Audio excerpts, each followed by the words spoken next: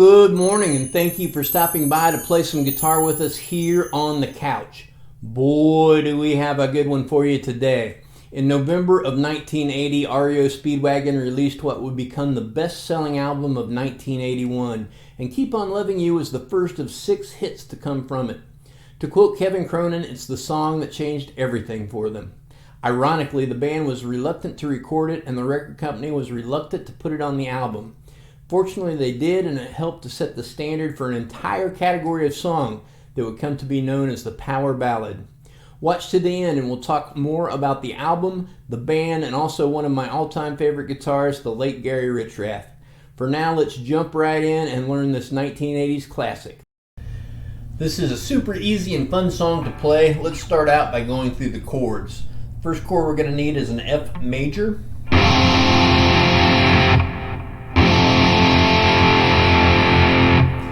If you're new to playing guitar, don't let that scare you. Here in just a minute, I'm going to show you an easier way to play that.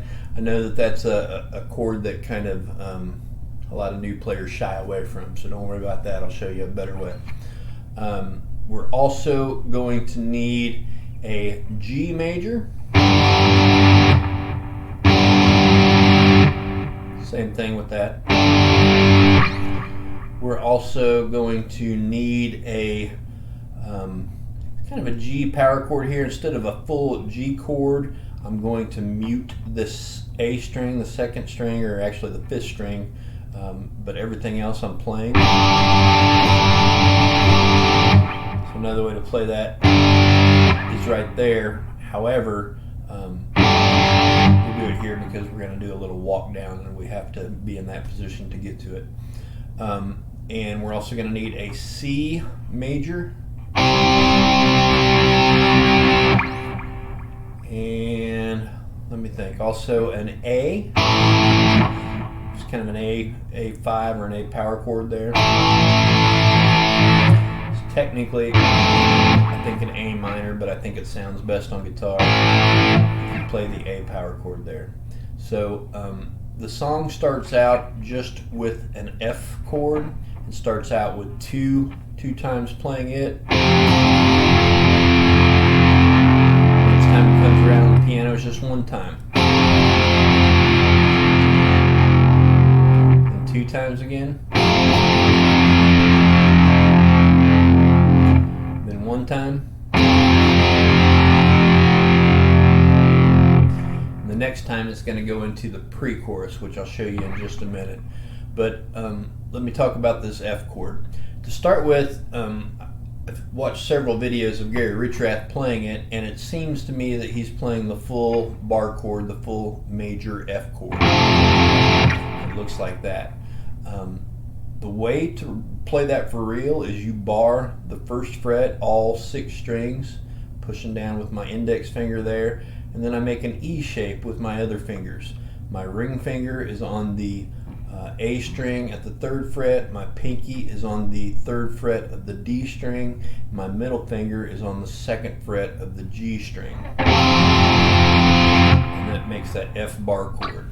Another way to play that, an easier way, is just to make the E shape right here. It's just like you play an E here, but just slide it up 1 fret because there's no sharp or flat between E and F, so you've got an E there, you've got an F there.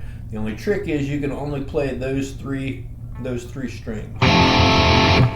So my ring finger is on the 3rd fret of the 5th string, the A string. My ring finger is on the 3rd fret of the D string. My index finger is on the 2nd fret of the G string, and I'm just playing strings 5, 4, and 3. So you got to be careful not to bleed over into the other strings.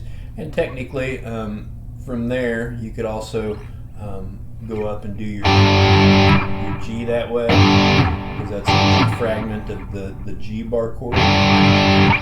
Another way that you can play that F chord is just as a power chord or an F5 chord. So a lot of people do it that way. So I'm still barring with my ring finger, but over here I'm also barring with my index finger on the 1st fret, also barring with my ring finger strings 5 through 1 at the 3rd fret, but I'm only playing the E string, the A string, and the D string. So it's, again, it's a fragment of that. It just makes it a little bit easier to get to. You can do that with your G up here too. When we get to that part, you can do it that way. So as we come out of that, the beginning verse,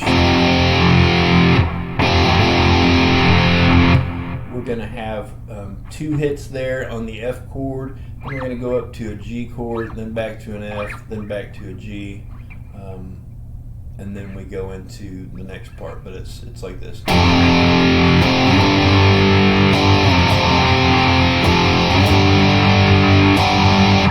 then we got to.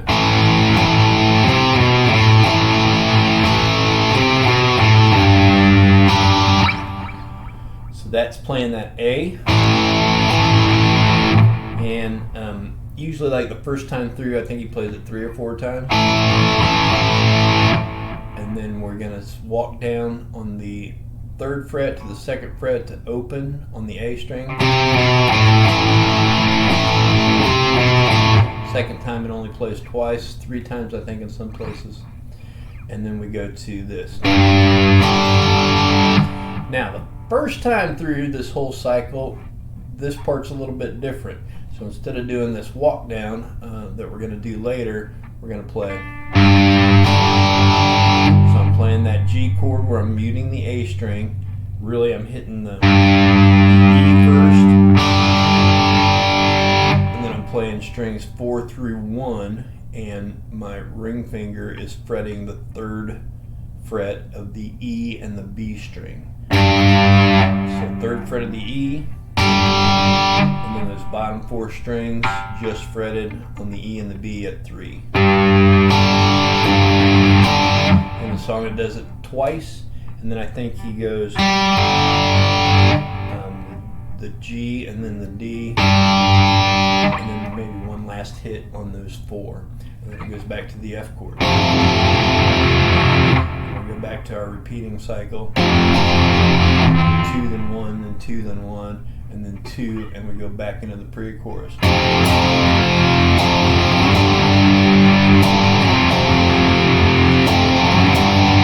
I'm just going back and forth from the F to the G there. I'm doing it with the bar chord. You could do it with the power chord.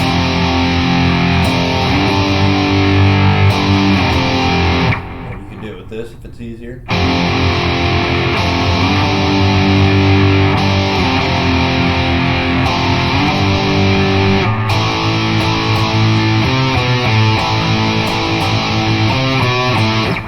Again, the full bar chord, I think, is the right way. I think that's the way I see Gary Richrath playing it. F to the G, and the G to the F, and the F to the G, and then the A to the walk down.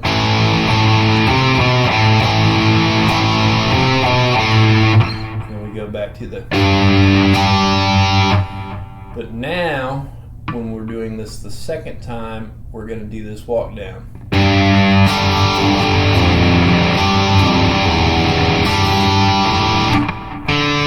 Hit the wrong string, sorry.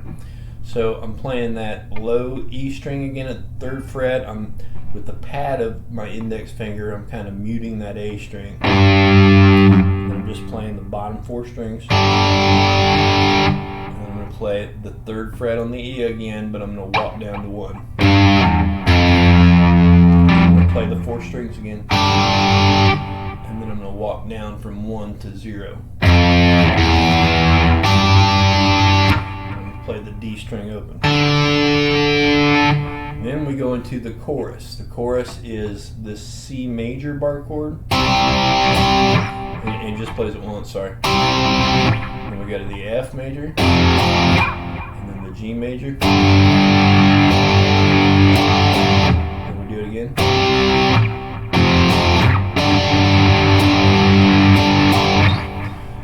So another way you could do all that is if you just use the power chords, so the C5. So that's almost exactly like the actual C bar chord, but I'm only playing strings 5, 4, and 3. index finger is barring the 3rd fret from 5 down to 1. Ring finger is barring the 5th fret from 4 down to 1. And I'm only playing strings 5, 4, and 3. If you get 2 in there too, it's okay because you're barring the whole thing anyway. Just don't get the bottom E or the high E string. And then up to the F bar chord 2 times, and then to the G bar chord. And he plays it 4 times like that throughout that measure. So a couple pretty close together, a little pause, and a couple more. Go through that chorus part twice, then it goes back to the.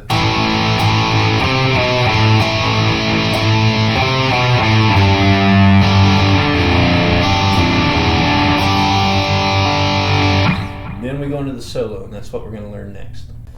So our song structure starts with the piano intro. After that, you have a verse, the short pre-chorus with no walk down. That goes to another verse, and then the full pre-chorus with the walk down. That goes to the chorus. After the chorus, you have another pre-chorus with the walk down. Coming out of that walk down, you go into the solo, which starts like this. It's just a huge bend up on the 15th fret of the B string. You're going to bend it up a full step and let it decay. Then you have this. So that's, you're going to bend up 15 and then let it come back down. Now you're going to bend it again real fast, but I'm going to pull off from 15 to 13 on the B. Then I'm going to hit 14 on the G, back to 13 on the B. I'm going to play it 3 times, kind of fast, and then some vibrato.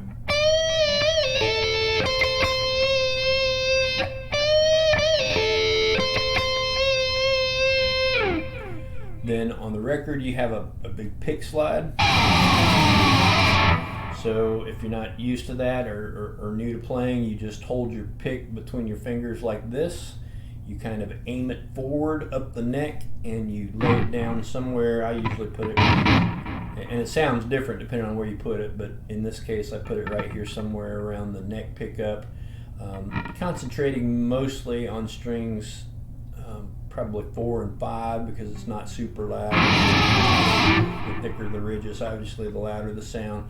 But he slides it a ways down, and then he also does kind of just a slide down from wherever. Then that goes into this.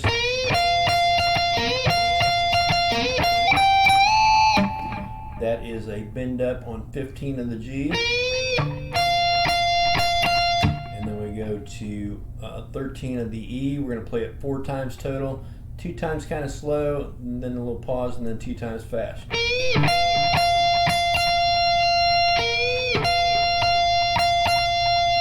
After the second time you do this. So that's the bend up on 15 on the G, 13 on the E, 15 on the E, and then a bend up on 15 of the E. From there you have this.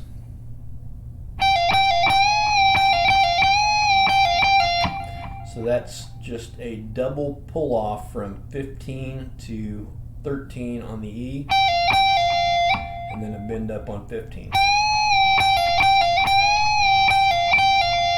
The third time after the double pull off, you go up here to 19, bends it up a full step, comes down, two quick picks, bend up, come down, 2 quick picks, and a bend up. And then back to the F chord, and that takes us back into a pre-chorus. It's a full one with the walk down. The only short one is that very first one. That goes into a chorus, another pre-chorus, a chorus, and then the song ends on the 3rd pre-chorus. Now in that last little stretch, aside from the pre-choruses and choruses, the only other things that you might want to learn, there are 3 quick lead fills that come. The first one comes at the end of the first pre-chorus, the second one comes at the end of the first chorus, and the last one, I believe, comes at the end of the final chorus. The first one starts with a bend up on the 17th fret of the E string, then it walks straight down pentatonic box number 2, ending at 17 on the low E. If you're not familiar with those boxes, I'm going to link to a video here where I specifically taught the 5 pentatonic boxes, but it goes 17 to 15 on E, 17 to 15 on B. When we get to the G string, we move over one, we go 16 to 14. Then when we get to the D, we go 17, 14, 17, 14 on A, ending at 17 on E.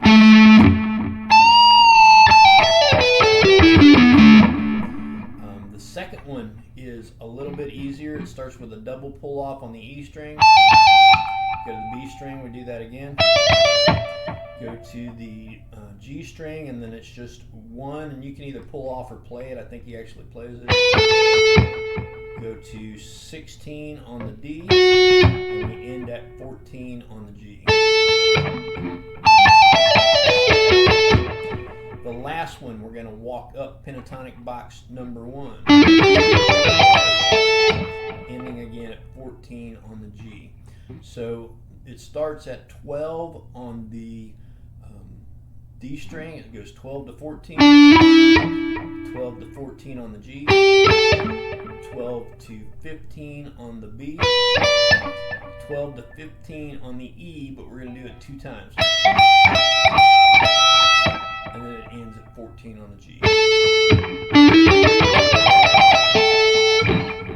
And that's the end.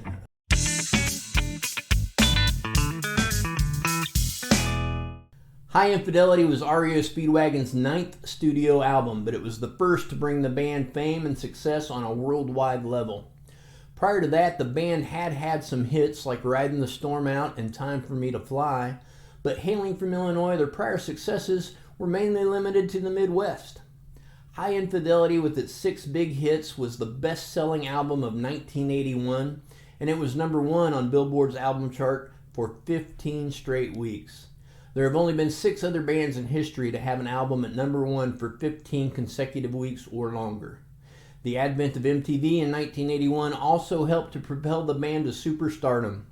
Keep on Loving You was one of the first videos played on MTV, and videos for all 6 of the album's hits were prominent in the channel's video rotation that first year. Unfortunately, REO was not able to sustain the level of success, and subsequent albums resulted in progressively less popularity and spiraling record sales. Guitarist Gary Richrath had a very difficult time dealing with the band's fall from the top. He suffered from depression, alcoholism, and addiction. He was let go from the band in 1989, and sadly he passed into eternity in 2015 at the age of 65, after years of addiction and excess had taken their toll on him physically. Today, REO Speedwagon is back on the road again, touring with other popular bands of the era like Styx and Journey. They play their hits for sold-out crowds who love hearing the old songs live. I've had the pleasure of seeing them twice on these tours and enjoyed both shows very much. I do wish that Gary was still with us and still with the band. Having struggled with alcoholism and addiction myself, I understand how difficult life can be when weighed down by that bondage. If you're struggling, I'd encourage you to seek Jesus. His word says that he's never far from any of us, and if you seek him, you will find him. If you call on his name and believe in your heart that God raised him from the dead, you will be saved according to Scripture. Thank you very much for watching. If you like what we're doing here, please like and subscribe, and I hope to see you back again soon, right here on the couch.